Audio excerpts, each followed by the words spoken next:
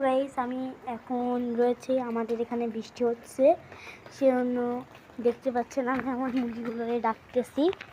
আমার মুরগিগুলোরে ডাকতেছি আয় আয় আয় আয় টি টি টি টি টি টি টি আয় আয় আয় আয় আয় আয় আয় আয় আয় আয় আয় আয় দেখুন সব আসতেছে আয় আয় আয় আয় আয় আয় আয় আর আমি এখান থেকে খাবার নিব, সেজন্য দ্রুত আমি খাবার নিতে যাচ্ছি।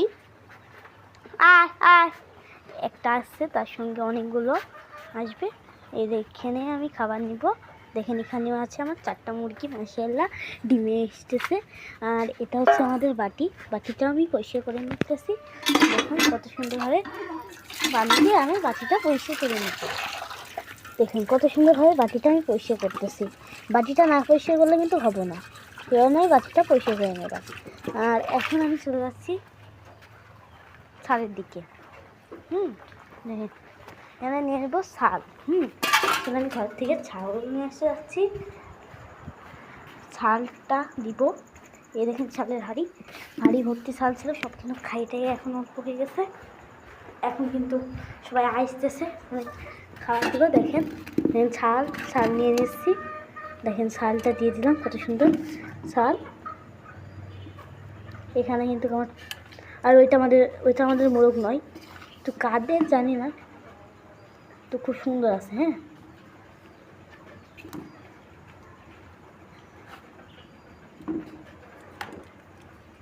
আর এদিকে আমার মাখানোর জন্য আমি নিয়ে যাচ্ছি।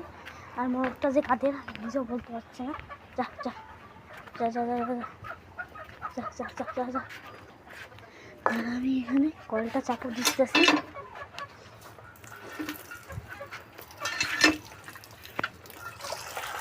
অনেক পানি হয়ে গেছে, যা এগুলো কী করে পুরা দরদরা হয়ে গেল। এখন আমি কিছু করতে পারতেছি না, এখন পানিগুলোর সঙ্গে মিশ্রিত হয়ে গেছে। এখন তো আমার কিছু করার নাই। এখন এখান থেকে আমি আরও চাল দিয়ে দিই।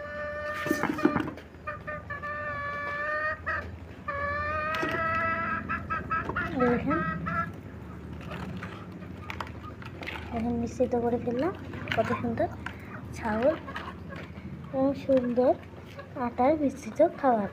আর এই দেখুন আমার ছালের খাবারটি রেডি করে এখন আমার মুরগিগুলোরে খাইতে দিব।